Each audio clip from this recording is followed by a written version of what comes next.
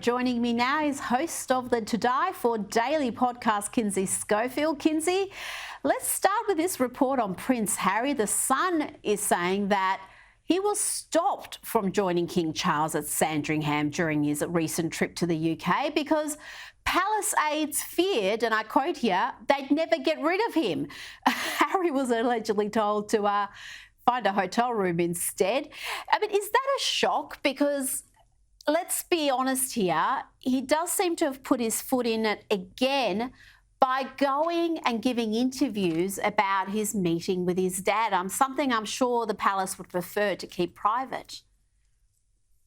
I mean, it depends on if you really believe this story. I'm not sure I do, because he showed up at the NFL Honors Award show in Las Vegas pretty quickly after that meeting with his father. An award show he could have canceled, knowing that his dad had cancer and that was breaking news internationally. He opted to still head in that direction. And then we have this weird Sussex.com website, which paints Harry and Meghan as working royals, despite the fact that they're not. It's very glossy and says, look at all we've accomplished, with little to no mention of the fact that they were given their platforms thanks to Harry's relatives. So I don't know if this is necessarily true that he wanted to show up and spend a couple of days at Sandringham with his father, but I do absolutely believe that the King's team wanted to manage that face-to-face meeting, and that they wanted to keep it brief because they know, look at this Good Morning America interview, they know that they can't trust the Sussexes. Yes. Why must he talk about every interaction with his family? Surely, given the current circumstances, the fact that things are just so strained, he didn't even meet with his brother or Queen Camilla. His father only spent 30 minutes with him. You would think the last thing he'd want to do would be to, again, air the dirty laundry, talk about private family business. That's just going to put him further, fracture his relationship further with the royal family. It seems like this man, and I say that with a grain of salt, he just learned how to pay his own phone bill, Rita.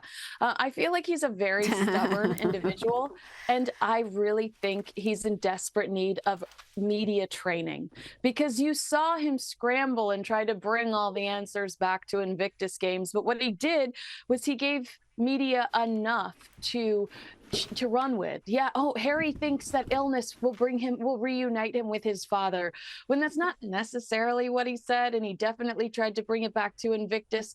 So I think that he's in desperate need of media training. I think he doesn't want to talk about his family. You and I both know that that's the only reason anyone cares about him whatsoever. Well, absolutely. If they're inviting him on a program, it's to talk about that. They're not inviting him to talk about, whatever he's doing with Meghan and the kids in California. There's no interest in that. Now, Kinsey, Taylor Swift has just wrapped up her Melbourne shows. She played at the Melbourne Cricket Ground, biggest crowds she's ever played before, and her fans are spending a lot of money, not just to see her, but on merchandise. Have a look at this.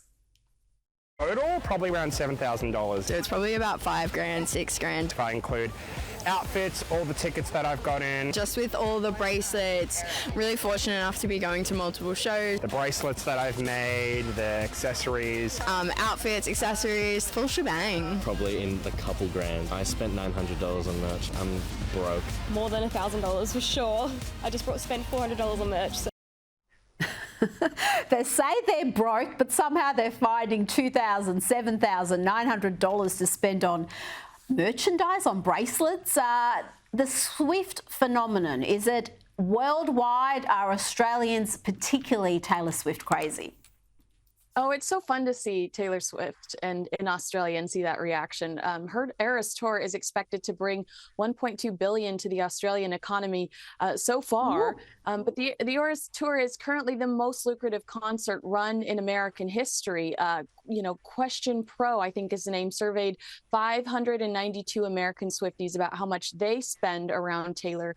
And based on their answers and, average concert attendance, that's like we were talking about the costumes, the bracelets, and all the whole shebang, the hotel rooms and everything. They spent around $93 million per show between all of those things, food, outfits. So I think that Taylor's a moneymaker. You and I have gone into the wrong business.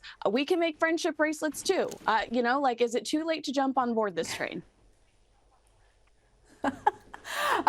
That's the thing. The bracelets are just hideous, but apparently people are spending a lot of money on these things. But you know what? If that makes them happy, good on them.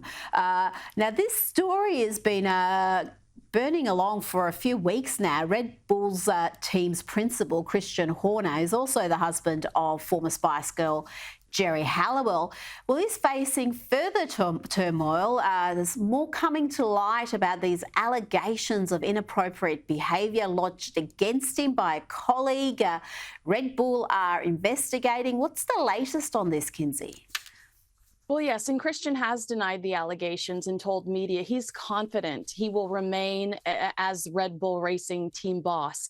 Now, Red Bull has pursued an independent investigation into the allegations within their racing unit. However, new reports suggest that the investigation into his conduct is likely to be fast-tracked, so a conclusion could potentially be reached by the end of next week.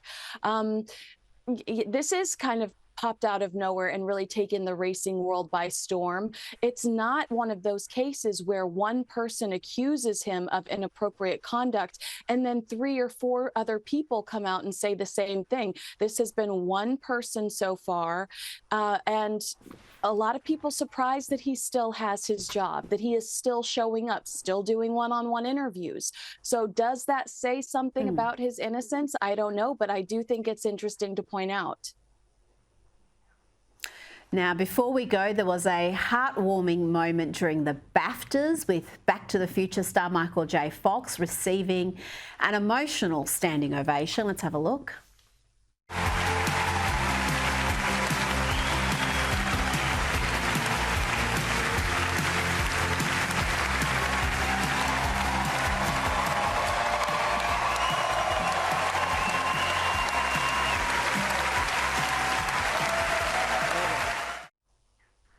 That was the highlight, or one of the highlights of the BAFTAs, Kinsey. As we know, Michael J. Fox is suffering from Parkinson's disease, and he was wheeled to the stage in a wheelchair, but he got up and stood at the podium, and there were a few tears shed, Kinsey. And presenting the award for best film, so they're giving him one of the biggest awards to present of the night, which is great. It was Oppenheimer, surprise, surprise. But you saw Cate Blanchett, Ryan Gosling, Margot Robbie, they were all spotted jumping out of their seats and clapping for the 80s heartthrob. He's now, if you think about it, he's now spent a majority of his life raising money and awareness for Parkinson's disease. He was diagnosed with it in 1991, but didn't reveal the news until 1998. And we see him a lot more lately than we have in the past, and he's such a free spirit. He seems like such a good sport, and I love seeing him. I love getting to know. I love knowing that he's in a good place, because that's a devastating diagnosis, and it was sad when he disappeared for quite some time. Oh, absolutely. And you know what's amazing about him? He pokes fun at his own condition, which, as you say, is a very serious condition indeed. He's been in episodes of Curb Your Enthusiasm where his Parkinson's disease has been a punchline in his condition and his symptoms. And it takes a big man to be able to do that. So I think there is just a lot of love for him from fans and from his colleagues alike. Kinsey Schofield, always a pleasure to have you on the program. Thank you so much for your time tonight.